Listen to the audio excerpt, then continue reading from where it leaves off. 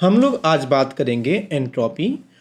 Entropy एक तरीके का आपका होता है स्टेट फंक्शन और ये एक एक्सटेंसिव प्रॉपर्टी होती है। मतलब बात करने लगे तो अमाउंट या मात्रा पर निर्भर करेगी। तो ध्यान रखते हो कि जब हम बात करते हैं ds equal to Q upon T की, तो ये फॉर्मूला केवल और केवल उत्क्रमणीय अभिक्रियाओं के लिए वैलिड होता है। उत्क्रमणी का मतलब होगा कि जो रिएक्शन है या अभिक्रिया है वो बहुत आराम आराम से होनी चाहिए, वो एकदम से नहीं होनी चाहिए। और बाद में जब हम लोग IIT JEE एडवांस की बात करेंगे तो भी बात करेंगे कि अनुत्क्रमणीय होने पर क्या फॉर्मूला लगता है। और इनमें जितने भी फॉर्मूले दिए गए हैं इनमें कोई भी फॉर्मूला आपको याद नहीं करना है, बाय डिफ़ॉल्ट सब याद रहेगा। तो अगर आप फर्स्ट फॉर्मूले की बात करने लगें और बोलने लगें कि ds equal to Q upon T, और आपने मान लिया कि सबसे पहले आपने दे दिया है समतापी प्रक्रम, तो समतापी प्रक्रम के लिए आपका रूल बना हुआ है कि जब आप इसमें इंटीग्रेशन लगाएंगे तो 1/t इंटीग्रेशन से बाहर आएगा। अब जो आपका Q बना हुआ है किसी पर्टिकुलर नियत तापमान पर, तो आपने फर्स्ट लॉ ऑफ थर्मोडायनेमिक्स सुना होगा। Q का फॉर्मूला था आपका DE माइनस W। अगर आपका आदर्श गैस मानी जाए तो DE की वैल्यू 0 हो गई और Q का जो फॉर्मूला होगा वो बन जाएगा -W।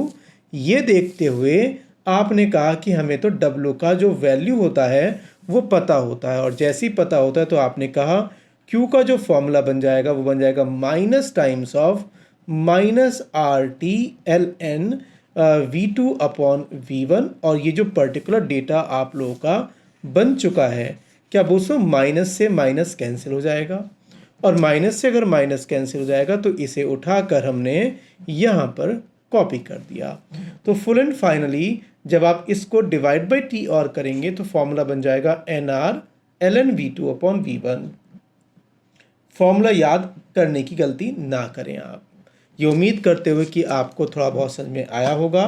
बात करते हैं अब समदाबी प्रक्रम की, और समदाबी के प्रक्रम में भी आपको ये बोला गया कि जब आपने कहा Q अपॉन टी इंटीग्रेशन, इसको बोला जाता है DS। ठीक है, अब आप अगर इसे दोबारा से ऑब्जर्व करने लगे हैं तो हीट का बेसिक फॉर्मूला, DS का बेसिक फॉर्मूला क्या होता है? Q upon T condition apply constant pressure की बात कर रहे हैं। ये जो इस टाइप से लगा दिया जाता है इसका बाय डिफ़ॉल्ट मतलब होता है कि इसको आपने नियत रखा है। अब आपने जब इसमें समाकलन लगा दिया तो फॉर्मूला बोला जाएगा समाकलन heat at constant pressure divide by T. ठीक है, और फॉर्मूला जो सभी कंडीशन में वैलिड होता है वो फॉर्मूला होता है NCP.dt डिवाइड बाई टी। देखते हैं कितने लोग एडवांस की प्रिपरेशन कर सकते हैं। क्या मैं बोलूँ N बाहर चला जाएगा कांस्टेंट, अगर CP भी बाहर चला जाएगा तब आपने एज्यूम किया कि जो CP बना हुआ है वो आपका एक कांस्टेंट वैल्यू बना हुआ है, तो वो अंदर से बाहर जा सकता है। तो फुल एंड फाइनली आपका जो फॉर्मूला बन जाएगा वो बन जाएगा dt अपॉन टी, और इसे जब सॉल्व करेंगे तो फॉर्मूला बनेगा NCP ln T2 upon T1। ये फॉर्मूला जो आपने लिखा हुआ है चेक कीजिएगा क्या आपका सेम पर्टिकुलर फॉर्मूला बन चुका है समदाबी प्रक्रम पर। चेक करते रहिएगा, चेक कीजिएगा क्या लिखा हुआ है समदाबी प्रक्रम पर। तो ये आपको याद रखना कि जैसी ही ब्रैकेट लगा के आपने P लिखा इसका मतलब रहेगा कि दाब नियत रहेगा, और ये फॉर्मूला केवल तब तक एप्लीकेबल है जब तक आपका CP टेम्परेचर पर डिपेंड नहीं करता। अगर ये जो CP बना हुआ है ये आपका अगर टेम्परेचर पर भी डिपेंड करना स्टार्ट कर देगा तब आप इसको भी समाकलन करना पड़ेगा आपको। ठीक है, कोई भी सिंगल फॉर्मूला याद नहीं करना, जो येलो कलर से आपका मार्क्ड रहेंगे वही आपको फॉर्मूला याद करना होता है। अगले क्वेश्चन पे जब आप चाहते हैं तो फॉर्मूला बनता है दोबारा से सेम पर्टिकुलर फॉर्मूला कि अब आपने कहा DS इक्वल टू बन गया Q upon T condition apply constant volume. क्या मैं लिख सकता हूँ QV अपॉन टी मतलब कि कांस्टेंट वॉल्यूम पर, और QV का फॉर्मूला बन गया NCV/dt अपॉन टी और इंटीग्रेशन या कहें समाकलन। n बाहर जाएगा चूंकि n नियत है और एक हम प्रक्रम की बात कर रहे हैं, कोई अभिक्रिया की बात नहीं कर रहे। CV भी ऑपरेटर के बाहर जाएगा, ये मानते हुए कि जो CV है वो टेम्परेचर पर डिपेंड नहीं कर रहा। अगर आप इस पर्टिकुलर को दोबारा सॉल्व करते हैं तो फॉर्मूला बन जाएगा आपका NCV integration dt upon t, और जब आप इसे इंटीग्रेट करेंगे तो फॉर्मूला बन जाएगा आपका NCV ln T2 upon T1। ठीक है, जो अब बिल्कुल इजी क्वेश्चन है वो है रुद्रोष्म प्रक्रम, और जैसे आपने कहा रुद्रोष्म, इसका मतलब ऊष्मा अंदर या बाहर नहीं जा सकती, तो Q की वैल्यू आपकी 0 हो गई, और Q 0 होते ही आपका DS भी 0 हो जाएगा। अब आपने कभी कभी सुना होगा कि अगर इलेक्ट्रॉन सेम होते हैं तो आप बोलते हैं सम इलेक्ट्रॉनिक, अगर आपका दाब समान होता है तो बोलते हैं सम दाबी, अगर आपका आयतन समान होता है तो बोलते हैं सम आयतनी। सिमिलरली अगर आपका DS नियत हो गया तो DS में बदलाव हुआ 0, तो आप बोलेंगे इसी को नया नाम सम एंट्रोपी। और ये क्वेश्चन कई बार ऑब्जेक्टिव अप्रोचेज में आ चुका है। तो 1 2 4 हम लोगों को कुछ भी फॉर्मूला याद नहीं करना, कभी आप जहां देखो फॉर्मूले याद करने बैठ जाएं। जो हमें IIT JEE हर साल क्वेश्चन पूछता है और नीट में भी कई बार पूछा जाता है, तो बोला जाता है कि अवस्था परिवर्तन कैसे होती है। तो इन्होंने लिया है सॉलिड से लिक्विड। अगर आप किसी एक पर्टिकुलर प्लेट में गलती से एक आइस का गोला लेते हैं या आइस क्यूब लेते हैं, तो आइस का बाय डिफ़ॉल्ट टेम्परेचर में मान के चल रहा हूँ 0 डिग्री C। जब आप इस आइस को गर्म कर देते हैं तो आपका पता चलता है कि आइस धीरे धीरे मेल्ट होगा, और मेल्ट होने के बाद 0 डिग्री C का ही यहाँ पर पानी बन जाता है। इसका मतलब यहाँ पर पानी का टेम्परेचर भी 0 डिग्री C होता है और आइस का टेम्परेचर भी 0 डिग्री C होता है। तो यहाँ पर जब आप ऊष्मा देते हैं तो ऊष्मा देने पर बर्फ़ जो होता है उसका तापमान बदलता है, अब जो बर्फ़ होती है वो गलन करना स्टार्ट कर देता है। तो बोलेंगे अगर गलन कर रहा है तब इन दोनों केसेस में टेम्परेचर को सेम माना जाता है, क्योंकि जो भी आपने इस टाइम पर ऊष्मा दी होगी उसने कोई तापमान परिवर्तित नहीं किया, केवल और केवल अवस्था को बदलने की ट्राई करी है। जब आप पूरे एनवायरनमेंट की बात करेंगे इस पर्टिकुलर को ओपन कंटेनर में, तो आप बोलेंगे कहाँ किया गया है, तो बोलेंगे देखो ये तो हम लोग काम करते हैं 1 atm प्रेशर पर, मतलब वायुमंडल पर। तो ये पॉइंट समझ में आना चाहिए कि मैंने यहाँ पर P नियत क्यों लिखा गया है, मतलब एक आंतरिक जो आपका दाब रहेगा वो नियत रहना चाहिए, और साथ ही साथ में टेम्परेचर भी नियत रहना चाहिए। इन सब को अगर आप एक साथ ऑब्जर्व करते हैं तो बेसिक फॉर्मूला आपका बनेगा Q अपॉन T। तो जब इस फॉर्मूले को आप दोबारा कवर करेंगे तो फॉर्मूला बन जाएगा DS equal to Q upon T। Temperature क्या रहेगा, बोलेंगे नियत रहेगा, बिल्कुल सही बात है, क्योंकि 0 डिग्री C का जो आइस था वो मेल्ट होके 0 डिग्री C का वाटर ही बना था। ये काम आपने किया था नियत दाब पर, तो आपने कहा मैं इसे QP लिखूंगा। इस केस में आप NCP dt यूज़ नहीं कर सकते, क्योंकि यहाँ पर जो ऊष्मा गई है उसने कोई तापमान में परिवर्तन नहीं किया। कभी आप dt को 0 मान के आप Q को 0 बना दें, बिल्कुल नहीं। यहाँ पर जो आपने ऊष्मा दी है उसने अवस्था परिवर्तन किया है, इसीलिए अब हम इसको पर्टिकुलर NCP dt नहीं लगा सकते। तब हमें लिखना पड़ेगा यहाँ पर डेल्टा H, और वो भी किसका लिखना पड़ेगा, गलन का, डिवाइड बाय टेम्परेचर जो आपका मेल्टिंग पॉइंट होता है जहाँ पर आपने अवस्था परिवर्तन करी है। पूरी केमिस्ट्री में कहीं पर भी 0 डिग्री C यूज़ नहीं कर सकते, आपको सदैव केल्विन का ही टेम्परेचर यूज़ करना होता है। तो ये बात भी आपको मुझे लगता है समझ में आ गई होगी। तो आपको ये पर्टिकुलर फॉर्मूला याद करना है, क्योंकि ये क्वेश्चन हर साल आता है। टोटल 6 सेट होते हैं और 6 सेट में किसी ना किसी सेट में आ जाता है, और बाद में आप ये डिमांड नहीं कर सकते कि जी मुझे याद नहीं था। अब एक एंट्रोपी वर्ड था, और एंट्रोपी ने हमें समझाया कि वो एक अव्यवस्था को प्रदर्शित करता है। हमने कहा उसे हम बाद में स्टडी करेंगे, कि पहले फॉर्मूले को स्टडी करने की ट्राई करते हैं। हमें फॉर्मूला याद करना है और पर आप वीडियो देखते हुए इन पर्टिकुलर फॉर्मूले को कॉपी पर लिखते रहिएगा, अदरवाइज दिक्कत हो जाएगी। केवल और केवल जो येलो कलर से हाईलाइटेड हैं उन्हीं को लिखना स्टार्ट कीजिएगा। बात करते हैं ऊष्मागतिकी के द्वितीय नियम पर। दूसरा नियम है और इन्होंने कहा कि कोई भी वस्तु ऐसा नहीं हो सकता है कि वो 100% व्यवस्था में रहे। नेचर चाहता है कि अव्यवस्था में रहे, लेकिन हम लोग चाहते हैं चीज़ें बिल्कुल एक ऑर्गेनाइज्ड ऑर्डर में रहे, जैसे आर्मी की परेड होती है, एक के पीछे एक खड़ा होना चाहिए।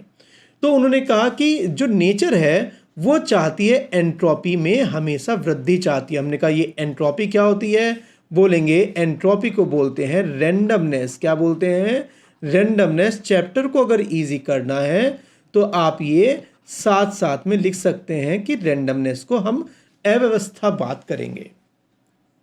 हमने कहा नेचर क्या चाहती है, बोलेंगे नेचर तो हमेशा चाहती है कि कभी भी चीज़ें व्यवस्था में ना रहें, अव्यवस्था में ही होनी चाहिए। लेकिन सोसाइटी, एजुकेशन सिस्टम, ये सब आपको बताते हैं कि नेचर के अगेंस्ट कैसे काम करना होता है। नेचर क्या चाहती है, बोलेंगे छोटा बच्चा है उसे एक पेंसिल दे दीजिएगा और एक नीट एंड क्लीन वॉल दीजिएगा। जो बच्चा वहाँ पर जलेबी बनाएगा वॉल पर, उसे बोलते हैं रैंडमनेस, मतलब अव्यवस्था। जो भी चीज़ें सिस्टमेटिक तरीके से रखी होंगी, छोटा बच्चा जाएगा और सबको डिसऑर्डर में बना देगा और जो सामान फैलाएगा उसी को बोलेंगे अव्यवस्था। मतलब ये नेचुरल प्रोसेस है। कभी आपने बहुत अच्छा सिटी बनाया जिसे आप बोल सकते हैं मेट्रो सिटी, बिल्डिंग के बिल्डिंग एक पैटर्न में है, किसी दिन सुनामी या अर्थक्वेक या भूकंप आएगा और सभी को वो रेंडमाइज करके चला जाएगा।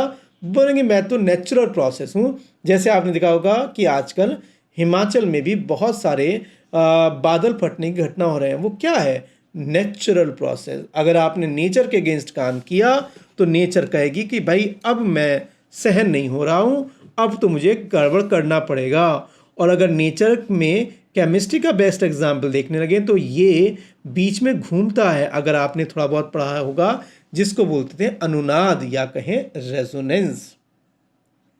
हमें तीनों पॉइंट याद करना है, कई बार आ चुके हैं। जो ब्रह्मांड है वो सदैव चाहता है आपका अव्यवस्था को बढ़ाना, मतलब डेल्टा एस होना चाहिए पॉजिटिव। किसकी बात? निकाय की बात या वातावरण की बात या ब्रह्मांड की बात? तो हम बात करेंगे ब्रह्मांड की।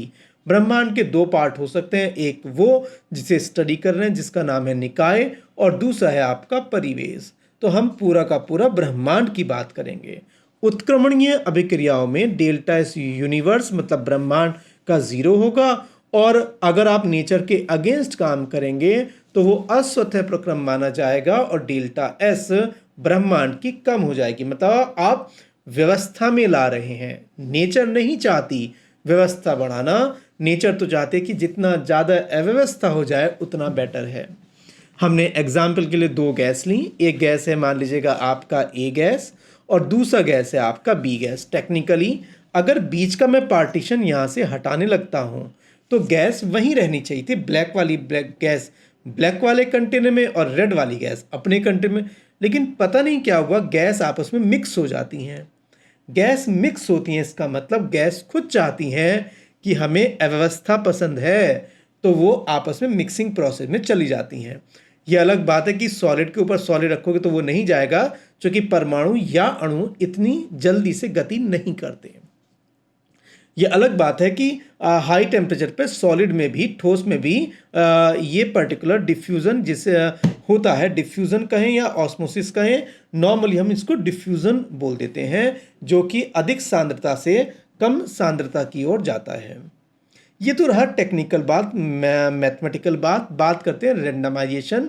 मतलब उन्होंने कहा कि केमिस्ट्री में लौट के आइएगा, फिजिक्स से हम ज़्यादा एंटरटेन नहीं करते। तो उन्होंने कहा कब अव्यवस्था ज़्यादा होगी, दिल्ली मेट्रो में आप आइएगा या एक ट्रेन में जाइएगा तो बोलेंगे जहाँ पर पॉपुलेशन ज़्यादा होगी, जहाँ पर संख्याएं ज़्यादा होंगी, मतलब नंबर ज़्यादा होंगे, वहाँ पर आर का मतलब हो गया अव्यवस्था। इंग्लिश में बोलते हैं इसे रैंडमनेस। अव्यवस्था ज़्यादा होगी तो अव्यवस्था ज़्यादा होने से एंट्रोपी भी ज़्यादा होगी। जो हाईलाइटेड लिखा हुआ येलो में यह आपको रटना होगा कि अव्यवस्था का मतलब होगा एंट्रोपी। अगर मैं 1 मोल लेता हूँ H2 गैस के और दूसरे लेता हूँ 10 मोल O2 गैस के, तो सीधा बोलेंगे जिसमें मोल ज़्यादा है उसमें अव्यवस्था भी ज़्यादा होगी। एग्जाम्पल नंबर 2 हमने NCERT से उठाया, कहा ये पर्टिकुलर टोटल स्टार्टिंग में N2 + 3H2 स्टार्टिंग में जो मोल हैं वो 4 मोल है और बाद में आपके 2 मोल क्रिएट हो गए। मोल कम होगी तो अवस्था कम होगी, मतलब रैंडमनेस कम होगी। बात करने लगे सॉलिड। सॉलिड में गैस कितनी है? 0। जो बना है वो सॉलिड और गैस बना है। गैस मतलब 1 गैस बनी है। क्या बोलो, मोल अगर आपके गैस के इंक्रीज करते हैं तो दौड़ने वाले आपके इंक्रीज होंगे। ज़्यादा दौड़ेंगे तो रैंडमनेस इंक्रीज होगी और रैंडमनेस इंक्रीज होने से एंट्रोपी भी आपका इंक्रीज हो जाएगी। उन्होंने कहा कि अब एक कंटेनर लिया और एक दूसरा कंटेनर लिया। यहाँ पर 1 और 2, यहाँ पर भी 1 और 2 गैस रखी हुई है। एक का टेम्परेचर है 100 केल्विन, दूसरे का टेम्परेचर है 1000 केल्विन। बताएगा अगर टॉम एंड जेरी देखा हो तो किस में टॉम एंड जेरी ज़्यादा तेज मूव करेगा, अगर वो गर्म तवे पर बैठ जाए या ठंडे तवे पर बैठ जाए? तो बोलेंगे कि भाई गर्म अगर ज़्यादा होगा तो वो ज़्यादा तेज़ी से मूव करेगा, और अगर तेज़ी से मूव करेगा तो अणु लगातार जब मूव करेंगे तो उनके कोलिजन होने की संभावनाएं बढ़ जाएंगी अगर तापमान ज़्यादा होगा। अगर आप इसे टेक्निकली देखने लगें तो फॉर्मूला कई बार देखा होगा, काइनेटिक एनर्जी का फॉर्मूला होता था 3/2 kT। 3/2 kT। अगर आपका टेम्परेचर बढ़ गया तो क्या बोलो, गतिज ऊर्जा भी बढ़ जाएगी, और अगर गतिज ऊर्जा बढ़ेगी तो जो चीज़ें ज़्यादा तेज़ दौड़ेंगी वो आपस में ज़्यादा भी टकराएंगी। इसी चीज़ का लॉजिक लगाते हुए हम लोग को बोला गया कि अगर आपका कभी तापमान बढ़ जाता है तो रैंडमनेस बढ़ेगी, और रैंडमनेस बढ़ने से अव्यवस्था या एंट्रोपी भी बढ़ जाएगी। मैंने मोल सेम लिए जिससे कि फैक्टर नंबर 1 ना लग पाए, और आपने कहा टेम्परेचर ज़्यादा होगा तो रैंडमनेस भी ज़्यादा होगी।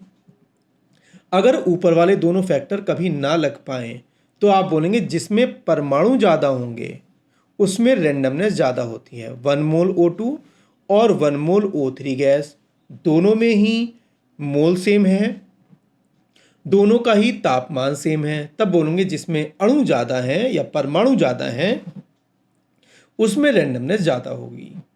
सिमिलरली अगर ऊपर के तीनों फैक्टर लग जाएं, कॉमन हो जाएं, जैसे कि 1 मोल ऑफ N2 और 1 मोल O2, तो इसमें मोल समान है, तापमान समान है, दोनों में परमाणु भी समान है। N2 2 परमाणु, O2 2 परमाणु। उस केस में बोलेंगे जिसका अणुभार ज़्यादा होगा उसमें रैंडमनेस या कहें एंट्रोपी का मान ज़्यादा आएगा। तो ये ऑर्डर वाइज आपको बता दिया गया है। पहली प्रायोरिटी देते हैं नंबर्स को, जिसके नंबर ज़्यादा होंगे उसमें रैंडमनेस ज़्यादा होगी।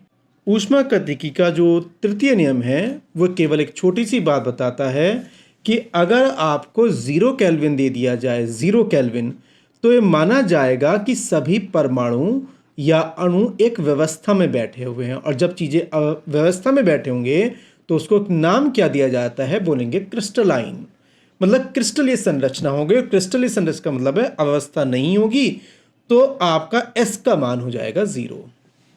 कैसे पढ़ते हैं?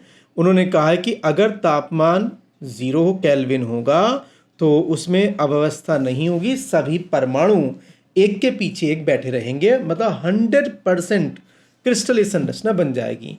और जब अव्यवस्था ही नहीं बची तो बोलेंगे एंट्रोपी हो गई 0।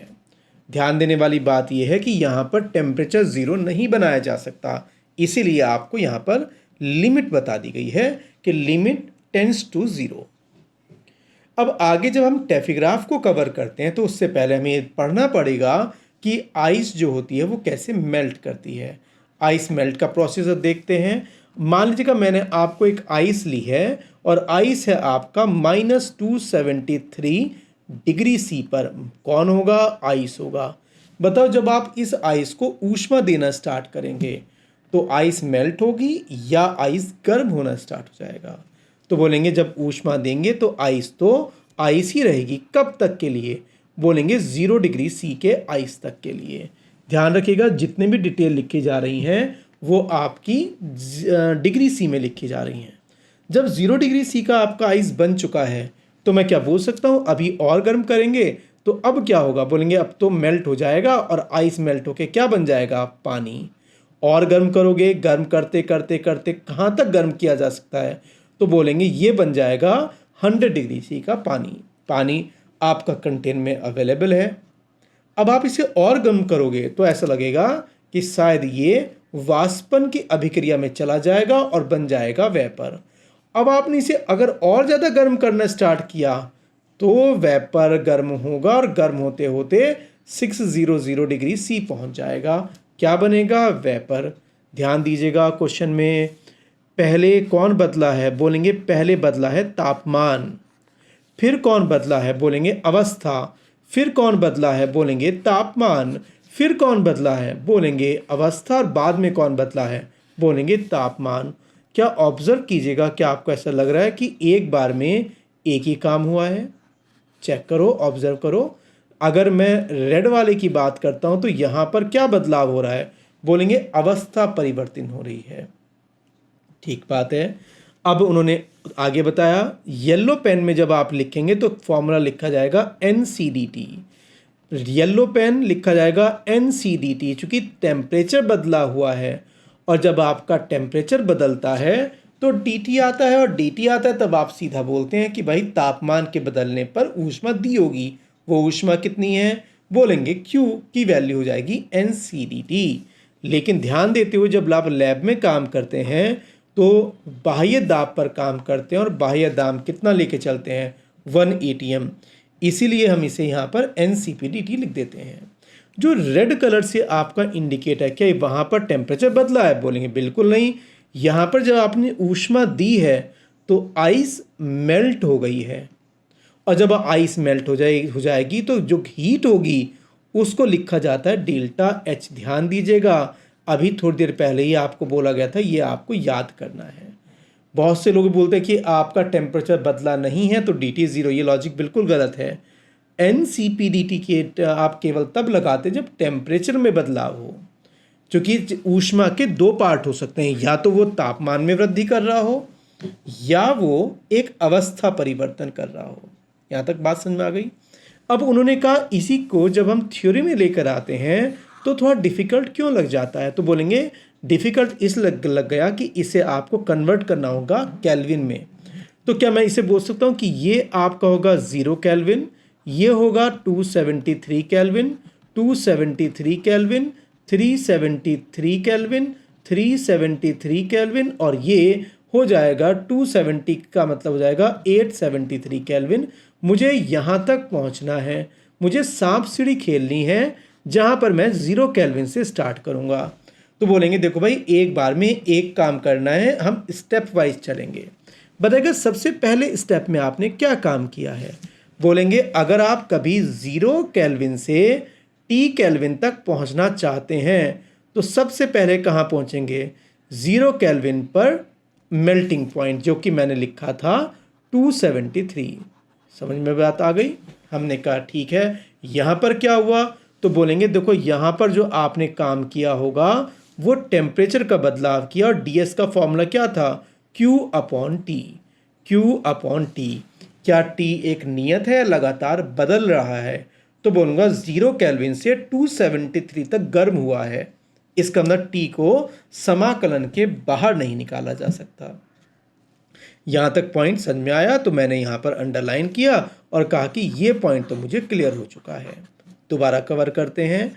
अगला अगर आप देखते हैं रेड कलर के पेन से, तो रेड कलर का पेन ये बोलता है कि यहाँ पर जो ऊष्मा दी गई है वो किस में बदल रही है, बोलेंगे ये जो पर्टिकुलर आपका ऊष्मा बदल रहा है वो टेम्परेचर को तो नियत रखा गया है लेकिन अवस्था में परिवर्तन हुआ है। क्या बोल सकता हूँ, DS का जो फॉर्मूला बनेगा वो बनेगा Q/T, जहाँ पर Q को NCPDT नहीं लिखेंगे, DH या डेल्टा H लिखेंगे, अपॉन टेम्परेचर। टेम्परेचर फिक्स होगा इस केस में कितना, 273 केल्विन। ये गलती नहीं कर देना कि 0 डिग्री C लिख के बैठ जाओ।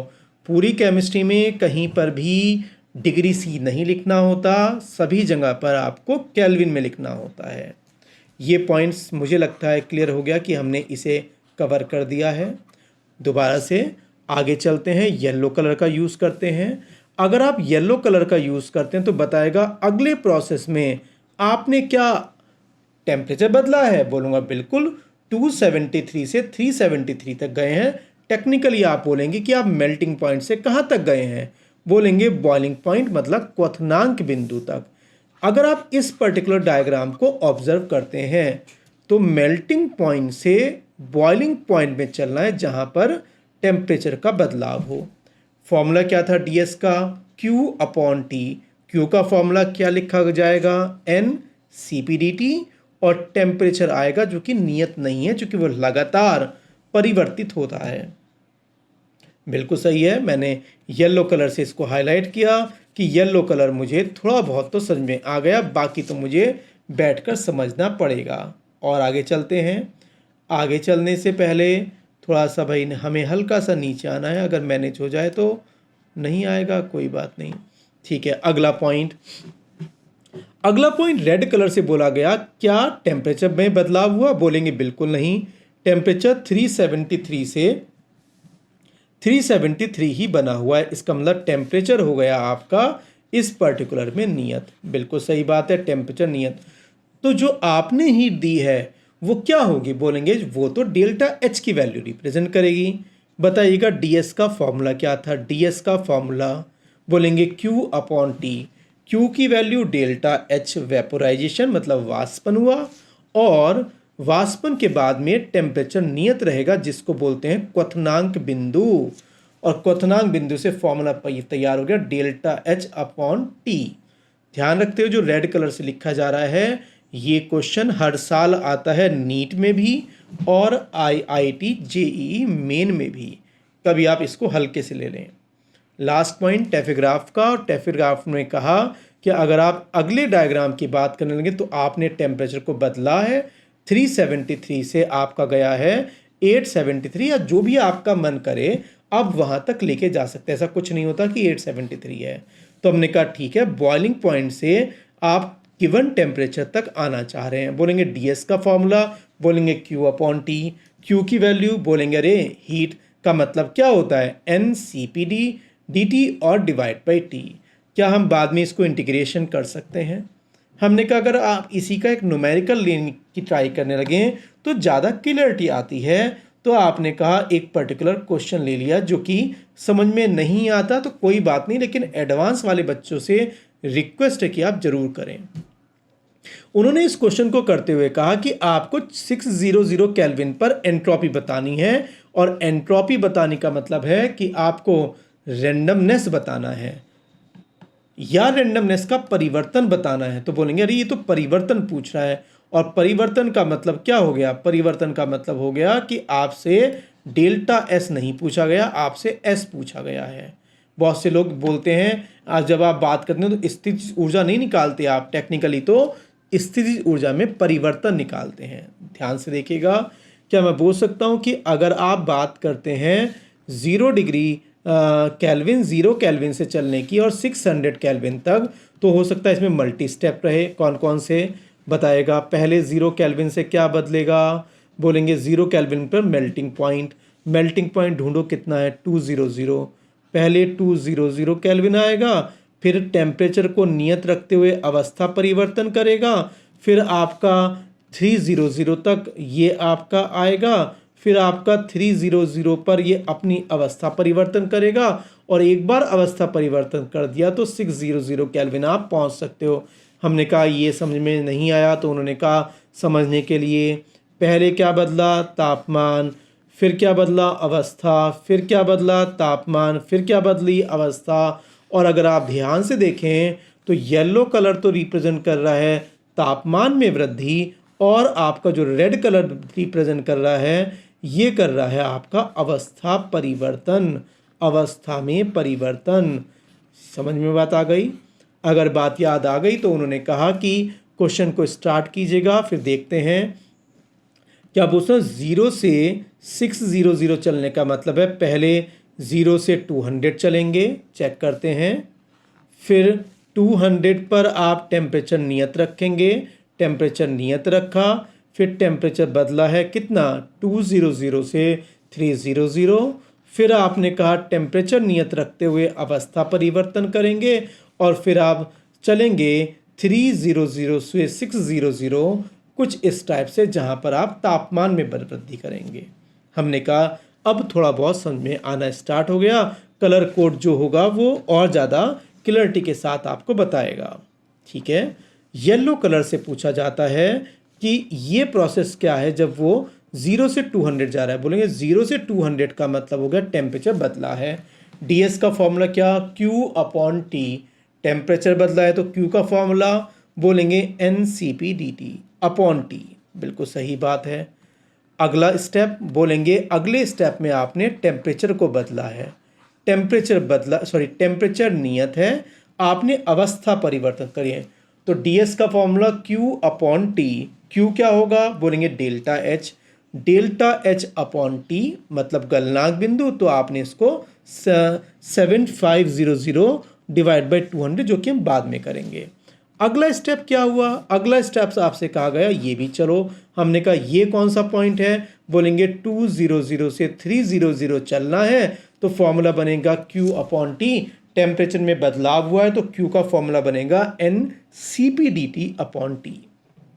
ठीक है, आगे दोबारा अगर आप इसमें चलने लगते हैं तो क्या बोल सकता हूं कि अब फिर से आपने टेम्परेचर को नियत रखते हुए अवस्था में परिवर्तन किया है।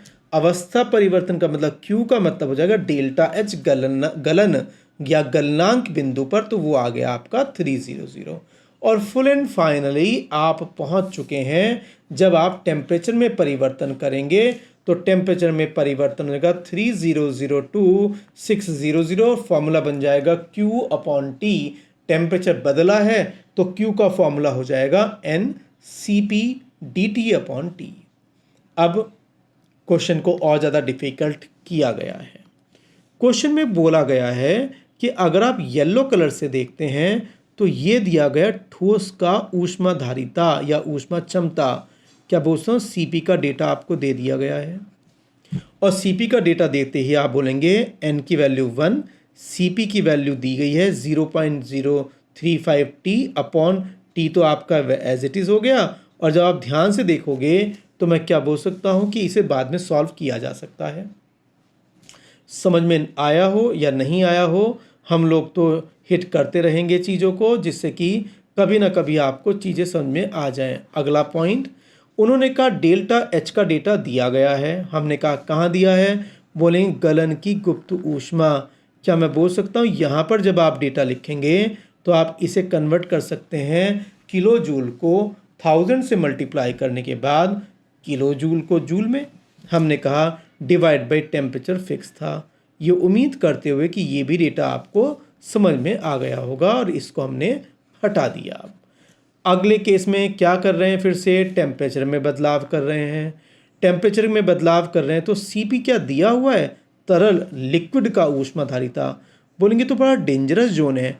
क्या ये CP नियत है या टेम्परेचर के परिवर्तन होते हैं बदल रहा है। बोले बदलेगा तो ये ऐसा नहीं कि आप CP को तुरंत बाहर लेके चले जाएं, स्टेप वाइज करेंगे। और स्टेप वाइज हमें बोला गया कि हम इस येलो कलर को यहाँ पर कॉपी कर दिया। 1 मोल के लिए N की वैल्यू 1, CP की वैल्यू हो गई 60 + 0.0160, डेटा जूल में ही है, डिवाइड बाई T। फिर से अगला स्टेप हमें देखना पड़ेगा। अगर मैं इसको डिलीट करने लगता हूँ भाई साहब, अगर आप डिलीट हो जाएं तो ज़्यादा अच्छा रहेगा। इसके बाद अगर रेड कलर की बात करने लगें तो क्या आपको ऑब्जर्व हो रहा है कि आपको ये डेटा दिया गया था। 30 का मतलब हो गया 1000 से मल्टीप्लाई कीजिएगा, 30,000 डिवाइड बाई 300।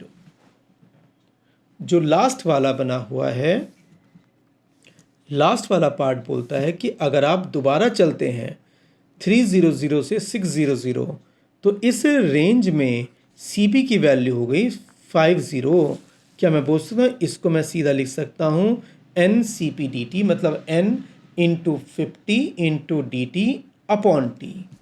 ये सब कवर करते ही हम लोगों को बोला जाएगा कि अब हम काफ़ी ज़्यादा एडवांस कवर कर चुके हैं, डिफ़िकल्ट जोन। चलो इंटीग्रेशन करना स्टार्ट करते हैं।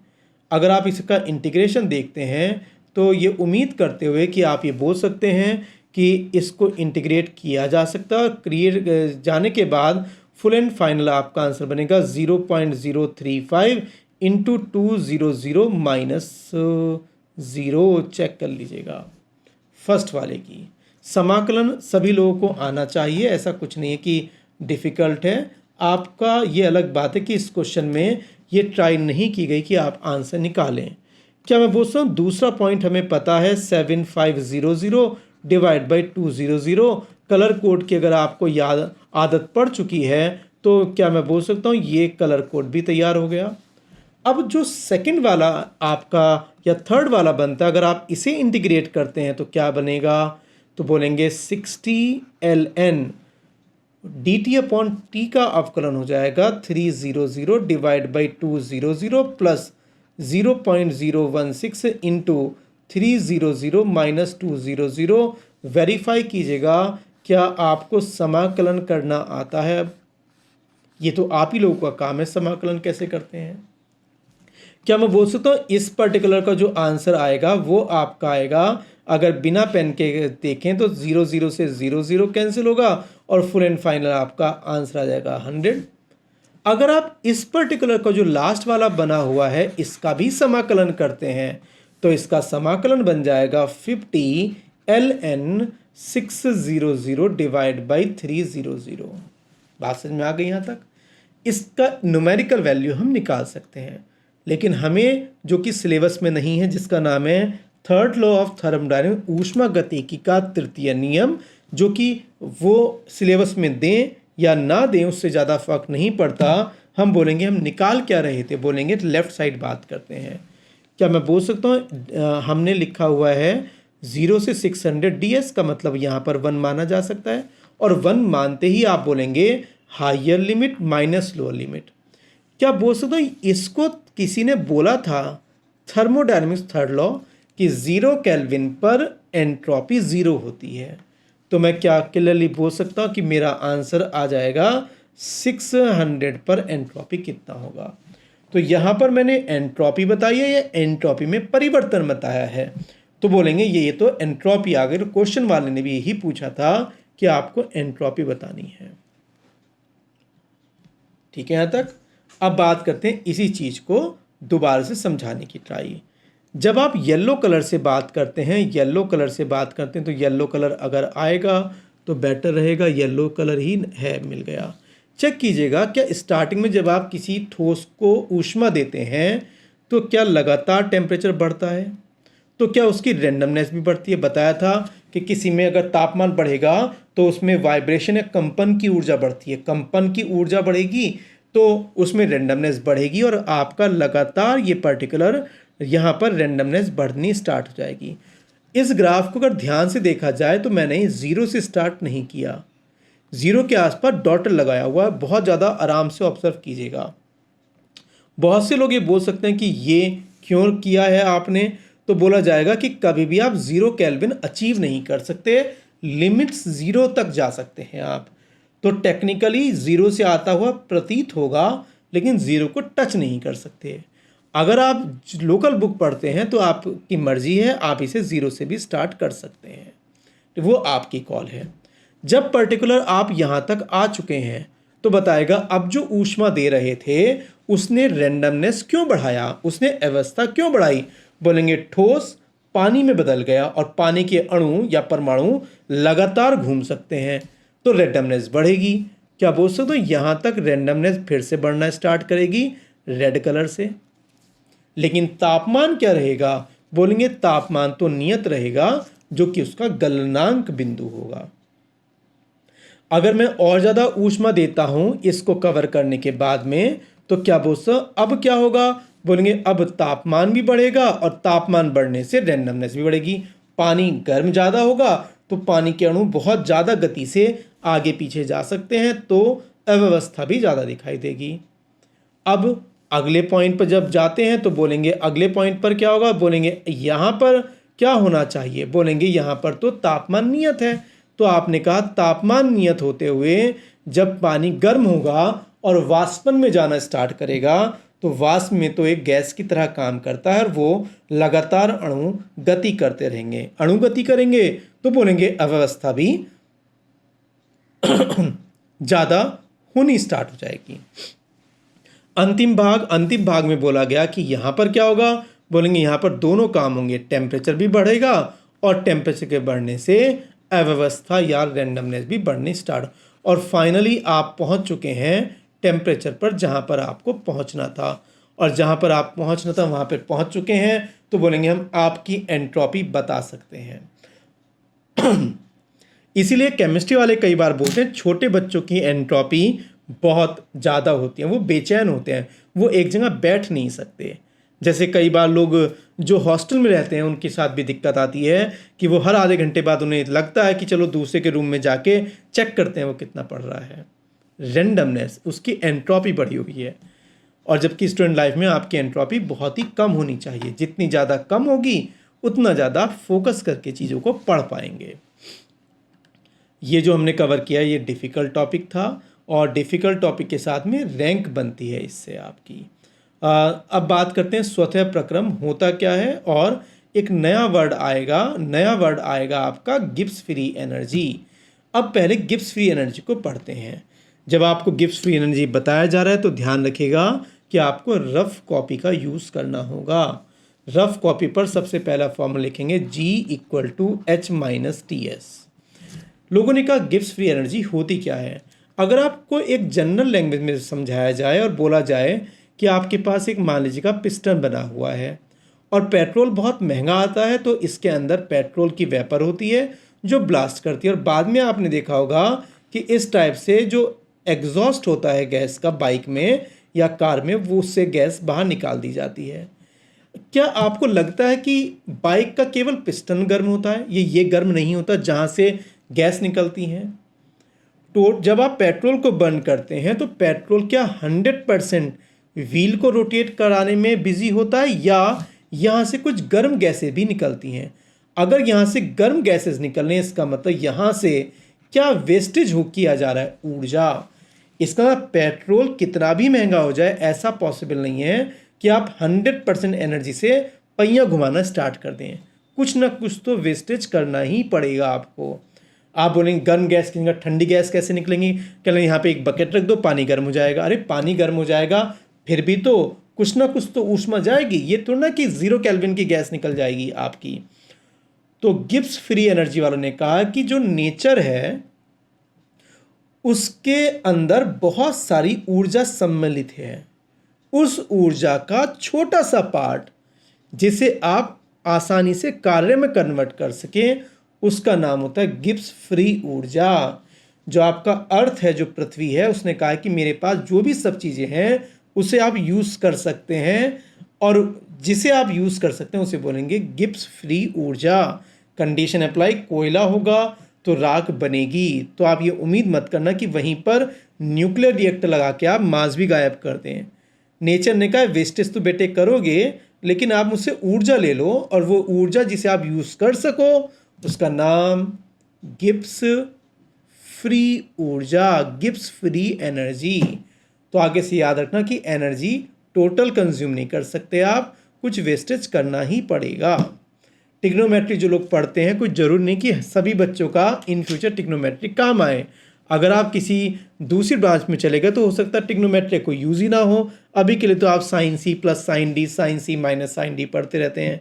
तो धीरे धीरे ये चीज़ों को पता चलेगा कि वेस्टेज, नेचर ने बताया कि वेस्टेज होता ही है आपका।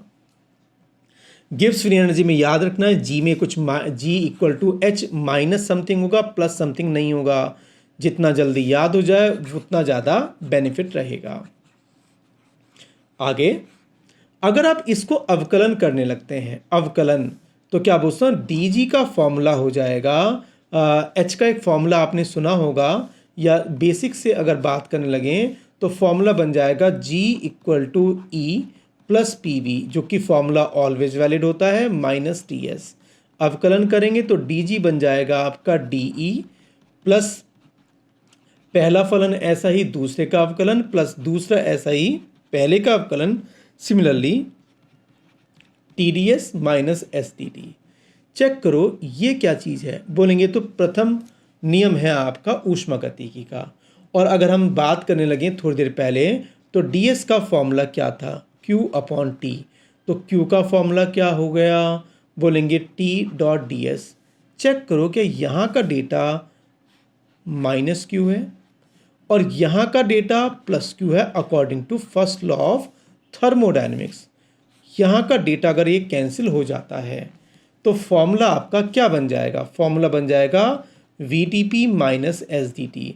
गलती से भी फॉर्मूले याद करने की ट्राई ना करें आप, और जब इसे सॉल्व करेंगे तो फॉर्मूला बन जाएगा आपका कुछ इस टाइप का, और बोलेंगे अगर समतापी है तो ये टर्म ज़ीरो हो जाएगी। तो फॉर्मूला क्या बन जाएगा? DG इक्वल टू VTP, जिसको V को लिखा जा सकता है DG upon DP, condition apply. ये आपने माना है कब? सदैव या समतापी पे? बोलेंगे समतापी पे। इसी फॉर्मूले को हम कई बार नए रूप में लिख सकते हैं कि जिसे बोलते हैं आंशिक अवकलन, और आपका ये पर्टिकुलर बन जाएगा। तो सिंबल ध्यान से देखना, D अलग होता है और पार्शियल अवकलन आपका अलग होता है।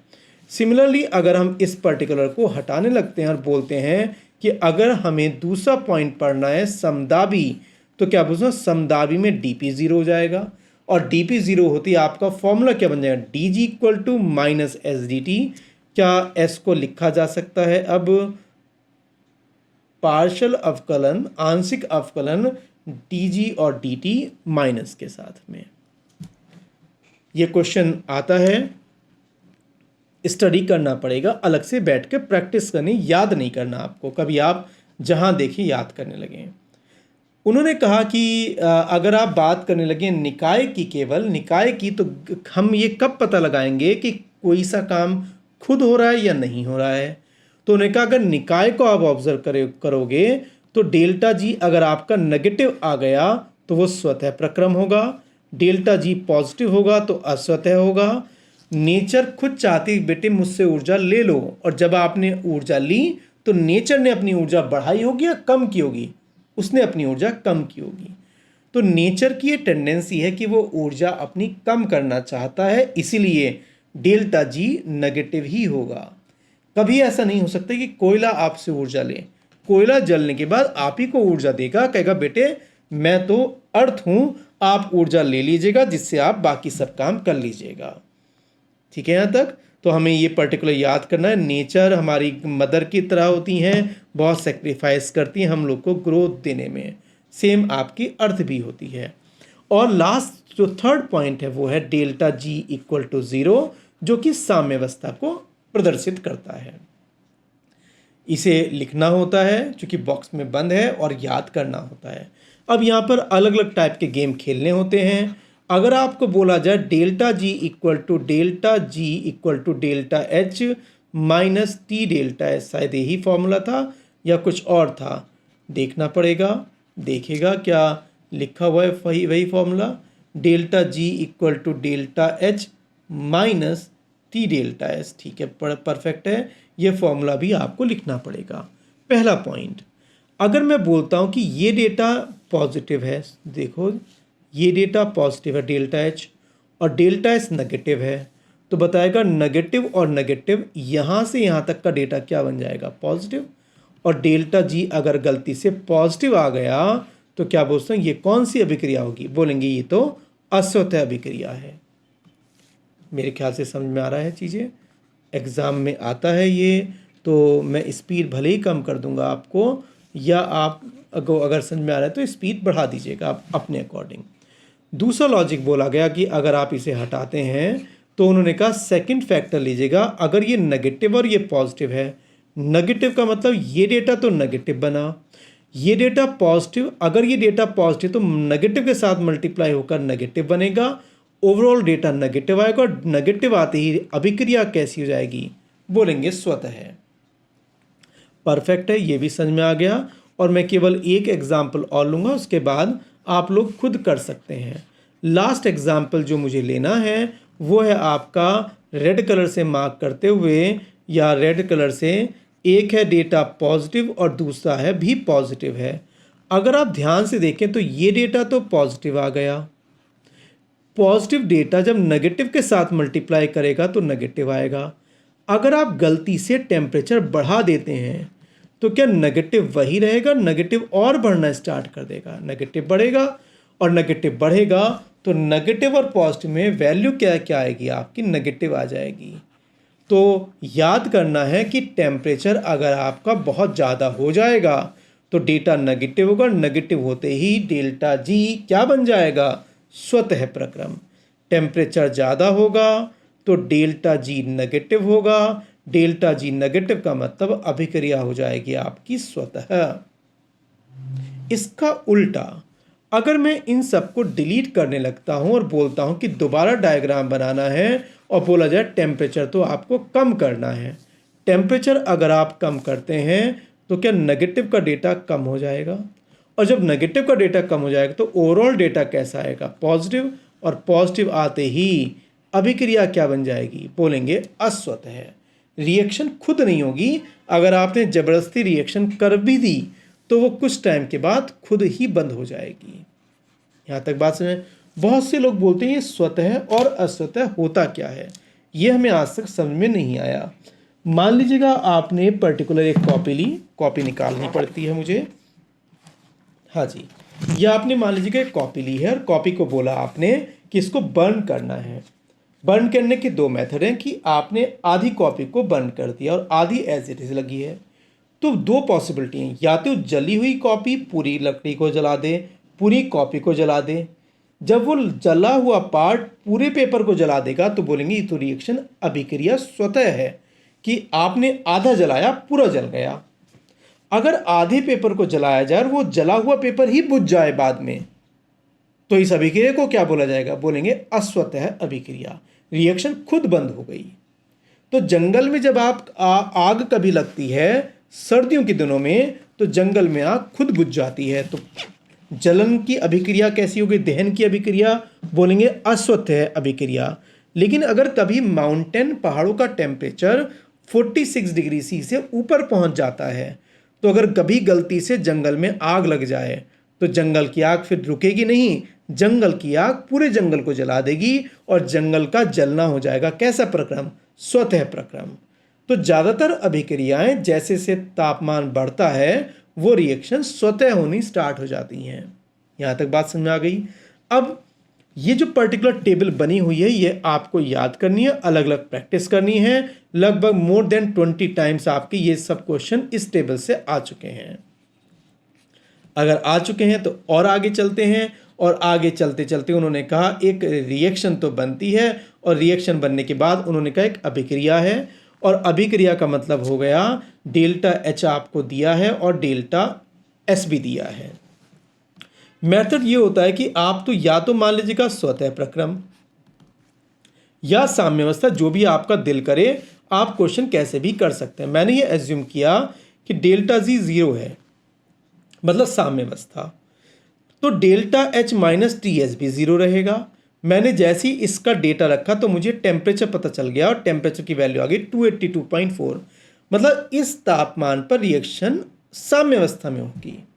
अगर आपने इससे हल्का सा टेम्परेचर ज़्यादा कर दिया तो रिएक्शन क्या हो जाएगी, स्वतः हो जाएगी। मतलब कंटेनर में आपने Br2 और Cl2 लिया और टेम्परेचर जैसे आपने इसे दिया तो बाकी रिएक्शन खुद होना स्टार्ट हो जाएगी। लेकिन अगर आपने इस बिंदु से पहले टेम्परेचर दे दिया जिसका मान था 280 केल्विन, तो आपने रिएक्शन करानी स्टार्ट करी, रिएक्शन आपके सामने हुई और जैसे ही आप अपनी रिएक्शन छोड़ के गए रिएक्शन खुद बंद हो गई। तो रिएक्शन कैसी हो गई, बोलेंगे अस्वतः प्रक्रम। तो नॉर्मली जो पर्टिकुलर 282.4 है ये इस अभिक्रिया के लिए साम्यावस्था टेम्परेचर है। आप जैसे भी चाहें इसमें गेम खेलिएगा, लेकिन किसी भी अभिक्रिया का होना या ना होना बताता है स्वतः और अस्वतः अभिक्रियाएं का होना, जो कि डेल्टा जी से गवर्न होता है। डेल्टा जी किसका, ब्रह्मांड का या निकाय का, बोलेंगे तो निकाय की ही बात कर रहे हैं। जब आप ब्रह्मांड की बात करें तो बात करते हैं एंट्रोपी की, जो कि एक डिफिकल्ट टॉपिक है जो अगले वीडियो में आएगा।